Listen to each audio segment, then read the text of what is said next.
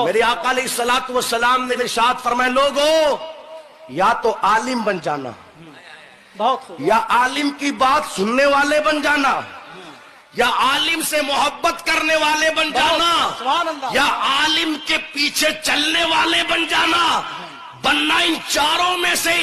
پانچواں مت بننا ورنہ ہلاک ہو جاؤ گے مگر افسوس اس بات کا کہ آج میری قوم ان چاروں میں سے نہ بنی پانچویں بنی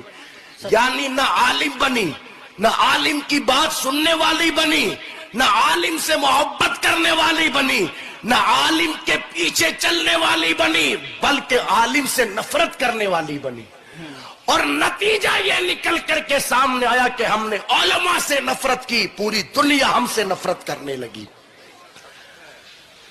ذمہ داری بنتی ہے بندے کی کہ پہلے تو خود علم حاصل کرے اپنی اولاد کو علم حاصل کروائے کوئی یہ نہ سوچے کہ مولانا اب تو میری عمر 55 سال 60 سال کی ہو گئی اب میں کیسے علم حاصل کروں تو 55 سال میں موبائل چلانا سیکھ سکتا ہے تو کیا قرآن پڑھنا نہیں سیکھ سکتا کیوں نہیں واہ بہت واہ زندہ باد زندہ باد تو 55 سال کی عمر میں کاروبار کرنا سیکھ سکتا ہے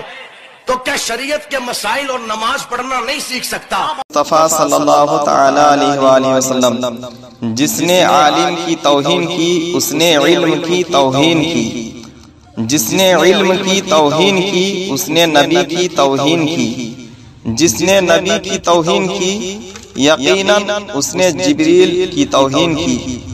جس نے جبریل کی توہین کی اس نے اللہ پاک کی توہین کی اور جس نے اللہ پاک کی توہین کی تو اللہ پاک قیامت کے دن اسے ذلیل و رسوا کرے گا